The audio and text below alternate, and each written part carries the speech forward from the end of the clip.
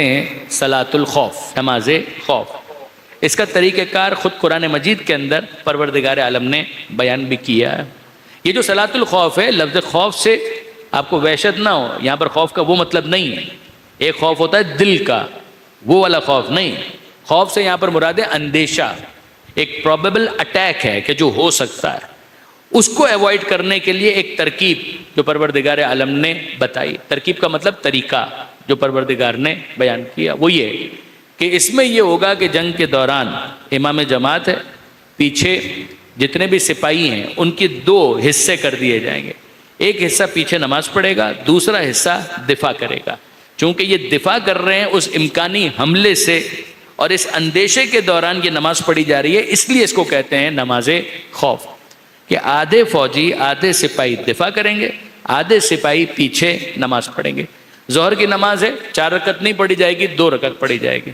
اور جب یہ 2 رکعت نماز پڑھی جائے گی تو اس انداز سے پڑھی جائے گی کہ پہلی رکعت جماعت کے ساتھ انہوں نے پڑھ لی اور اب امام تھوڑی دیر کے لیے انتظار کرے گا، دوسری رکعت یہ تیزی کے ساتھ مکمل کریں گے جتنے سپاہی پیچھے موجود ہیں، پھر اس کے بعد ان کی نماز ہو گئی اور اب یہ جائیں گے اور ان کو ریپلیس کریں گے کہ جو دفاع کر رہے تھے، اور وہ وہاں سے یہاں پر آئیں گے اور یہاں پر آ کر امام جماعت کے پیچھے امام کی یہ دوسری رکعت ہوگی، ان کی یہ پہلی رکعت ہوگی، پھر امام کی نماز مکمل ہو جائے گی اور یہ دوسری رکعت فرادہ کمپلیٹ کریں گے۔ یہ وہ طریقہ ہے کہ جس کو کہتے ہیں صلاۃ الخوف، کہ دشمن اس کو ایکسپلائٹ بھی نہ کر سکے، ایسا نہ ہو کہ حملہ آور ہو جائے اور یہاں پر نماز جماعت کے ساتھ مکمل ہو جائے۔ اس سے نماز کی اہمیت کا بھی پتہ چلتا ہے، نماز جماعت کی اہمیت کا بھی پتہ چلتا ہے کہ ایسے موقع پر بھی اسلام پسند کرتا ہے کہ جماعت کے ساتھ نماز کا اہتمام کیا جائے۔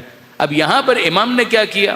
دیکھیے امام کے پاس تو اب ساتھی بچے کتنے، 60 سے زیادہ تو شہید ہو چکے ہیں، تقریباً 70 کے قریب تو شہید ہو چکے ہیں، تو اب افراد بچے کتنے ہیں؟ بہت کم۔ اس میں بھی امام نے اس کام کو کر کے دکھایا۔ اس میں جو نمایاں ترین نام آتے ہیں وہ 2 آتے ہیں، ایک نام ہے سعید بن عبداللہ حنفی اور دوسرا نام زہیر ابن قین کا۔ پھر ایک مرتبہ جناب زہیر ابن قین، میں نے آپ سے گزارش کی تھی زہیر بہت ہی اہم مجاہد کا نام ہے، اس کو نظر انداز مت کیجئے، اس کو نظر انداز مت کیجئے، یہ بہت اہم امام کا ساتھی ہے کہ جس نے کربلا کے اندر بڑا کارنامہ انجام دیا۔ ابھی تک جناب زہیر یہ ظہر کی نماز میں امام کے دفاع کرنے والوں میں شامل۔ جناب علامہ مجلسی علیہ رحمہ نے جو اس کے بارے میں لکھا ہے وہ میں آپ کو پڑھ کر سناتا ہوں۔ فقال الحسین، حسین نے کہا لزہیر ابن القین و سعید بن عبداللہ، زہیر ابن قین سے اور سعید بن عبداللہ سے، تقدما امامی، تم دونوں میرے آگے کھڑے ہو جاؤ، حتی اصلی الظہر، یہاں تک کہ میں ظہر کی نماز پڑھ سکوں۔ فتقدما اماما، اور وہ دونوں کے دونوں امام کے آگے آ کر کھڑے ہو گئے، فی نحو من نصف اصحابہ، آدھے ساتھیوں کے ساتھ۔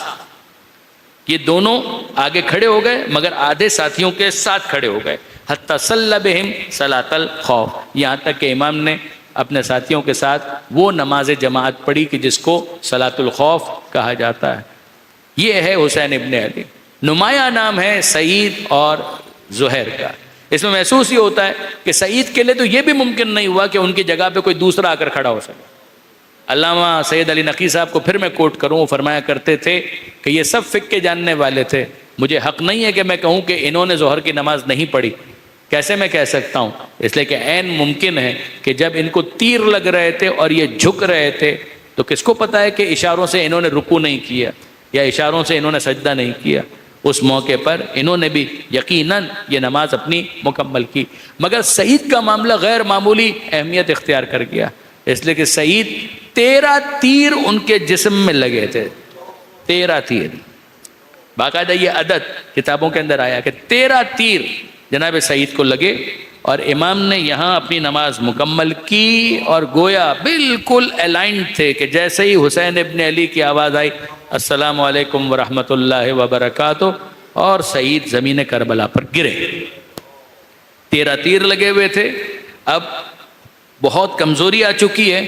حسین ابن علی نے فوراً ان کی قدردانی یہ کی کہ قریب آئے اور ان کے سر کو اپنی گود میں لیا، اور جیسے ہی سعید نے آگوش امام کی حرارت کا احساس کیا، آنکھیں کھولی، امام کے چہرے کی زیارت کی، مسکرائے اور کہنے لگے حل وفیت یا ابن رسول اللہ، فرزند رسول مجھے تو بس اتنا بتا دیجئے میں نے وفاداری کا مظاہرہ کیا، میں نے بے وفائی تو نہیں کی؟ اور حسین ابن علی نے اپنے اس وفادار سادی کی یوں قدر کی کہ کہنے لگے نعم قد وفیت یا سعید، اے سعید تو نے وفاداری کا حق ادا کر دیا۔